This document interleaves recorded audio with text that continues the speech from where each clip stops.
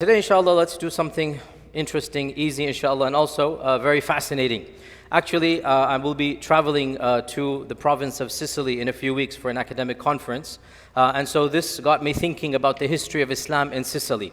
So today we'll just summarize a bit of that, and inshallah, I hope this will be sparking a curiosity in you to read more about this. Where is Sicily? Sicily is an island that is literally off the coast of Italy, and is also close to North Africa. So Algeria, Tunisia, between Tunisia and Italy, there is an island called Sicily. And there are other islands as well. Muslims ruled Sicily for almost 300 years. Almost 300 years. This is one of those chapters that most people are not aware of. We're all aware of Andalus, but Andalus is not the only European land that we lost. In fact, there are others as well. Most prominent is Sicily. So very briefly, some tidbits so that inshallah we whet our appetite and curiosity. And as usual, these khatiras, I'm not preparing and I don't have my notes or something. It's just literally general knowledge. So if I make a mistake in a name or a date, inshallah, please overlook it. The concept is what I'm trying to present to you. We're all aware, we should be all aware, that it was Uthman ibn Affan radiallahu anhu who first instituted a Muslim navy. And then under the early Umayyads, they expanded it. Those first fleets of Muslim ships, they landed on Sicily. During the lifetime of the Sahaba, we had ships on Sicily. But no conquest could occur. They weren't able to expel the Byzantines or the Christians over there, so they didn't conquer Sicily at that time frame. What happened? Fast forward 150 years, around 830 CE, roughly, 830 CE, in the time of the Abbasids, the glory period of the Abbasids. A general of Sicily was made a criminal by the Pope. The Pope said he should be punished for whatever reason. He should be executed or punished or whatnot. This general, instead of facing up to the punishment, decided to flee to Muslim lands, the AVILABLE dynasty. The AVILABLE dynasty, KHAIRAN, Tunisia, Libya, this is the AVILABLE dynasty. So he flees to the AVILABLEs and he goes to the Emir of the AVILABLEs and he says, I'll help you, come invade my land. I'm the general, I know everything inside out, I have, everything, civil war. People want power. He says, appoint me your governor and I will help you rule this land. So the Emir initially goes, no, we don't, you guys are an island, we have enough problems in this land, etc. One of the scholars, one of the greatest scholars of that land, his name is Asad ibn Furat. And he was the last remnants of the student of Imam Malik ibn Anas. Very old man at this time. And he was the one upon whose hands the Maliki madhab spread in this region. That region is Maliki to this day because of this scholar, right? This scholar stood up and said, no, it is obligatory. He's come to you, he's offering you, Allah has blessed you with this. How can you refuse? In fact, I insist, I want to go as well. He was the Qadi of the Aghlabids. He was the judge and the senior mufti of the Aghlabids. A lot of popularity. So when he insisted, the Emir had no choice but to say, khalas, okay, you go with them. So Al-Asad ibn Furat was one of the leaders of the expedition, despite the fact he was very old, and he passed away in Sicily, where his qabr is to this day, in the famous city of Palermo, which is the largest city of Sicily. If you land in Sicily, you're going to be landing in Palermo, and his qabr is over there. So around 830 or so, the Muslims start their invasion under this general who knew the insides out. Long story short, in a few decades, they conquer all of Sicily. Sicily comes under the Muslim rule.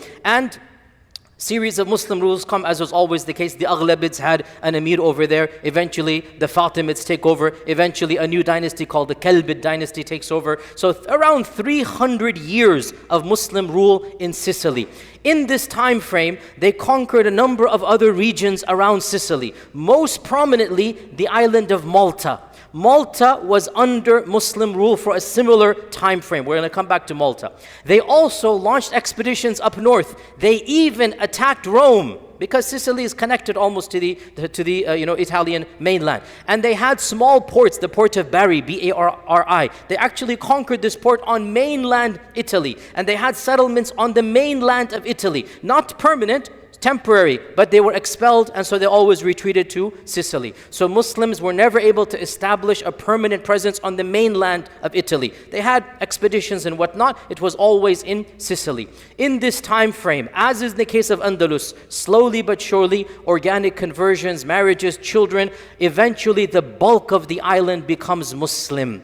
Sicily is now majority Muslim. Malta, majority Muslim. Andalus, eventually majority Muslim. But the largest concentration of Jews and Christians in Muslim lands is found in Sicily and in Andalus, obviously, because not everybody converts. And this shows us the freedom that the Muslims gave the people, that you don't have to convert. So a large population remains upon Christianity and Judaism. Eventually, the rise of Europe, Western Europe, now kicks the Muslims out around 1230, 1240, 1250, around this time. And basically 280 years from the beginning of the conquest, 270 years. Now, why were the Muslims kicked out? The same reason as Andalus. These are realities that we need to be aware of. We have a very romanticized version of Islamic history, a very mythologized, a very unreal. Fact of the matter, we have a lot of good, but there's also negatives. There's also things that show us the human nature of our history. The number one reason why the Muslims of those regions lost was because of internal bickering and power, fighting, assassinations, rulers trying to kill other rulers, coup d'etats, just the standard drama that happens in politics. And I say this because if you have an unrealistic understanding of history, it's going to be harmful in your understanding of the Muslim world. We have a lot of ups, but we also have a lot of downs. The number one reason, if you read the history of Sicily, just like if you read the end days of Andalus, your mind just begins to implode. What is going on? Everybody's killing everybody else. This is what's happening in Sicily. Number two reason why Muslims lost Sicily is because they are disconnected from the central caliphate. They're in a small island. You're not going to have the troops and the forces that you're going to have in Baghdad, that you're going to have in Damascus, that you're going to have in Arabia. It's a small island. So when Western Europe invades, then they don't have the necessary troops. Number three is an internal politics between Eastern Christianity and Western Christianity. Again, I don't want to get too confusing, but when Islam was on the rise, when the Prophet ﷺ was alive, there was no Western Christianity. There was no Europe. There was no London, Paris. This is all nothing. What you had was Eastern Christianity. What you had was what is now the Eastern churches, the Orthodox churches. Slowly but surely, Muslims conquered Eastern Christianity, the Byzantine Empire, and the Western Christianity began to rise up in the vacuum. Europe, as we know it, was unknown to the Muslims of the Prophet ﷺ's time. But by 900, 1000 CE, Byzantine Empire is on the down and Europe is on the rise. So you have European Christianity, the Western version of Christianity, Catholics basically, because this was a war between the Catholics and the Eastern version. There was no Protestants up until 1600s, 1550. So Catholics are on the rise and they're a new power, a new force, a new language. They are coming in. Eventually they overcome and they take over Sicily. But here's the interesting point. Around 1250, 1260 or so, I have a post yesterday on my Facebook. The first king of Sicily, after the Muslims, the Norman king of Sicily, is King Roger. King Roger. King Roger grew up in Muslim Sicily. His teachers were Arabs and Muslims. He spoke fluent Arabic. And when he becomes the king, yes, he is a Christian. Yes, he wants to rule like every politician. And he does become the ruler.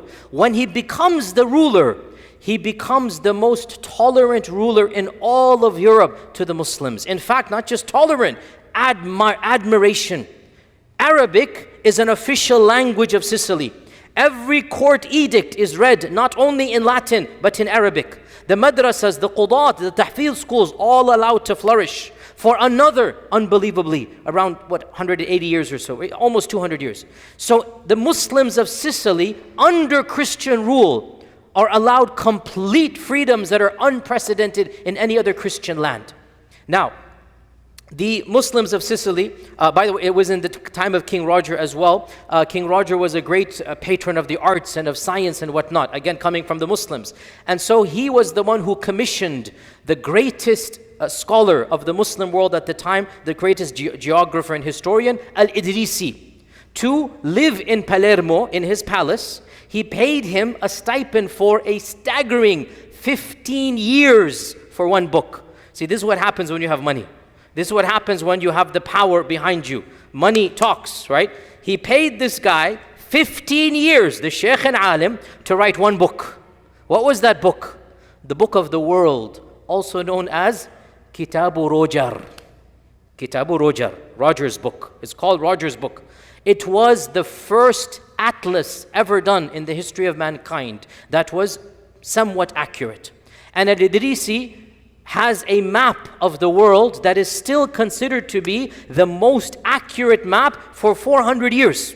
Of course, eventually it is supplanted, made better. Al-Idrisi's map, it is called. You can Google it. Today, go back home, or if you're watching online, Google right now. Al-Idrisi's map, you will find it. His world is upside down. He has north down here and south up here. But you will recognize it as the world. And of course, he's a Muslim. So where do you think is the center of the map? Mecca. Mecca is dead center of the map. So when you see Al-Idrisi's map, Mecca is dead center. And you can recognize Arabia, and you have to look upside down. Actually, if you turn the Idrisi map upside down, you see it. He also calculated the circumference of the earth to like 5% precision. Nobody had calculated, he basically beat Al-Biruni. If you listen to my lecture, he made it more accurate than Al-Biruni. Before him was Al-Biruni, then he comes along, makes it even more accurate. This is Kitabu Rojar, that is done in Arabic, commissioned by King Roger, and other books, translations and whatnot are done. What happened to the Muslims of Sicily? Obviously, politics is going to come into play. Fast forward 4 or 5 generations, 150 years later, and politics happened between the Muslim world, the Crusades, this and that, internal issues, grumbling between the Christians and Muslims. So a later king says, "Khalas, all you Muslims, I will kick you out." He didn't kill them because, again, they were intertwined in the fabric of society. It was not possible to just massacre and execute. There was still sympathy and whatnot. "I will kick you out." But where will you go? Who's going to take you? SubhanAllah, this is one of the most bizarre episodes of Islamic history. Hardly anybody studies this or knows about it, but you should. It's very interesting. Where did they go? A neighboring province in mainland Italy said, "Give them to us." This is the province of Lucera, Lucera, Lucera. The governor, the king of that province, the ruler of that province, wanted the Muslims to all migrate to mainland Italy. Lucera is close to Naples. Naples, the major city. It's on the other side of Naples, right? Now it's an abandoned town, very small village. It flourished back then. Why did it flourish? Because of the Muslims. Why did this king governor want the Muslims to come? Because of the skill set of the Muslims. The Muslims, when they came to Sicily, they transformed Sicily into an agrarian society. They brought their oranges, their burtuqals, they brought their grapes, they brought all of these fruits. And Sicily was nothing before Islam. During the reign of the Muslims, it became a powerful, mighty empire of GDP, so that when King Roger came, King Roger's kingdom became the strongest kingdom of Europe because he's on the back of the Muslims. So the Muslims had talent. The Muslims knew how to mine the fields and take care of the agriculture. So Lucera said, "Come to us." So the Muslims, tens of thousands of them, migrated from Sicily to where? To mainland Italy. This is around 1200 CE, 800 years ago. So you had an entire village constructed. It is still around to this day. If you ever go there, one day I plan to take a trip just for myself, you will see some remnants of the madrasas and the masjids and the tahfil schools built by the Muslims of Italy in mainland Italy. And the Muslims were allowed complete independence. There were qudat over there, judges, they had their own land, they farmed, they made Lucera very powerful. Then another political issue, 2 generations. So you had 2 or 3 generations of Muslims living in mainland Italy, descendants of Sicilian Muslims. Then, as you would expect, around 1300, 1400, 1320, I forgot exact date. Around 1300 or so, another tyrant comes along and he goes, "Khalas." And there was some civil war, whatnot. "Khalas, we're going to kill or enslave all of you." And so tens of thousands of Muslims were either killed or sent to slavery, or a third group, they managed to negotiate and they fled to Muslim lands in the neighboring region, Andalus or other places. And so that was the end of Islam in Sicily. Malta was the same. Malta also expelled Muslims, but there was one major difference. As for Sicily, the Norman king adopted Latin, he allowed Arabic. Eventually, when they kicked the Muslims out, Arabic disappeared. As for Malta, they did not change the language. And so, the language that was spoken by the Muslims remained in Malta, and it is still spoken to this day. Maltese, not the chocolate candy. Maltese, the language of Malta, unbelievably, is a dialect of Arabic, and it is a European language, spoken in Europe. Only people in Malta speak it. It is a dialect of Arabic, but it is obviously unrecognizable to many of us. However, anybody from North Africa, Algeria, Tunisia, Morocco, if they listen to Maltese, they will understand 30, 40, 50% of it. And last year or 2 years ago, I showed a post in Maltese that it's written in English, a script, but it is Maltese, and anybody can understand. I forgot, I don't want to say, but إِذَا كَسَرَ الزُّجَاج زُجَاج, if the window breaks, right, then do such and such. You can actually understand Maltese if you speak North African Arabic. It is the only European country that is that way. Point being, okay, with this we conclude. SubhanAllah, these are anecdotes and episodes in our history that's very interesting for us. But it's not just interesting. It's not just things of the past. These societies impacted Europe as a whole. Europe would not be Europe if it hadn't interacted with Andalus, if it hadn't interacted with Sicily and Malta. Many things from these societies, many books, much knowledge was transferred over. And much can be said, but for the purposes of this lecture, I'll mention 1 or 2 or 3 things, however many come to my mind. The first of them, which is truly phenomenal, the notion of living with other faiths in tolerance. You guys have to understand, Christians did not know the meaning of tolerance. Forget tolerating Muslims. They would kill and burn fellow Christians who had a slight difference in aqeedah. Like we're talking Shafi'i, Hanafi type of difference. We're talking within Sunnism, 2 mainstream strands. They would kill and persecute fellow Christians. If you study, anybody studies basic European history, you all know this. For hundreds of years, that's why they were forced to invent liberalism and secularism, because they could not live together as faith-based community. This country, how was it founded? Christians fleeing from other Christians. Christians who don't have the exact same version of Christianity as England, they come to this land. The 13 states of the colonies, everyone has a slightly different Christian sect. Why? Because Christians couldn't live together. They saw from Muslims that Muslims have no problem living with all types of faith communities. And for around 200-300 years, Muslim societies were used as role models to preach to fellow Europeans. Hey guys, it is possible. Look at the Muslims. John Locke, the founder of liberalism as it exists in this country. John Locke, read, he has a letter concerning tolerance. Read what he has written about Muslims and Islam. He quotes the Muslim societies and he says, look at Muslim lands, look at the Ottoman Muslims, Mohammedans over there. They live in peace with all societies and there's no problem there. Why can't we do the same? So this notion of tolerance, of lakum dinukum waliya din, they took it up from the Muslims. They also took many other things, apricots, Sicilian cuisine, by the way, it's very Arab apparently. Inshallah, I'll find out in a few weeks and I'll sacrifice and taste a few and I'll come back and update you. But I understand what I've been told. Sicilian cuisine is very much influenced by Arabic, the cities' names as well. Qal'a, there's many Qala over there. Qal'a, there's many cities, there's many names like this. Sicilian Italian has many words in Arabic as well. Unlike, Maltese, which is almost fully made from Arabic, Sicilian Italian has some as well. And the final point, and I know this is going to get me into a little bit of trouble, but it is funny. One of the things the Muslims left from Sicily is the mafia. I kid you not. I kid you not. When the Normans came and took over, groups of Muslims rebelled. Those groups were given a title. Eventually that title is now known as mafia. Now, what is the origin of the word mafia?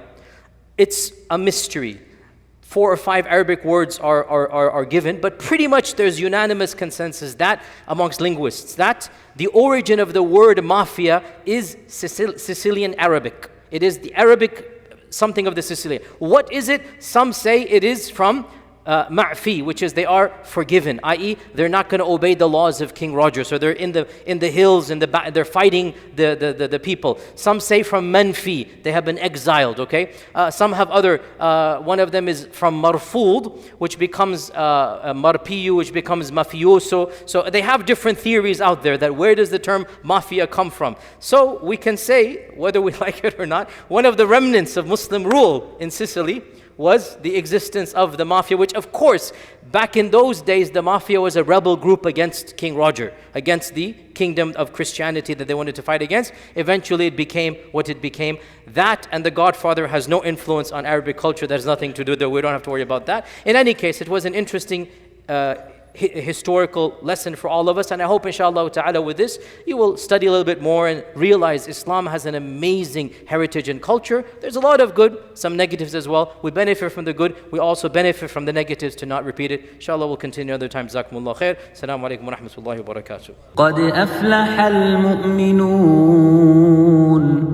الذين هم في صلاتهم خاشعون والذين هم عن اللغو معرضون والذين هم للزكاة فاعلون والذين هم لفروجهم حافظون إلا على أزواجهم أو ما ملكت أيمانهم فإنهم غير ملومين.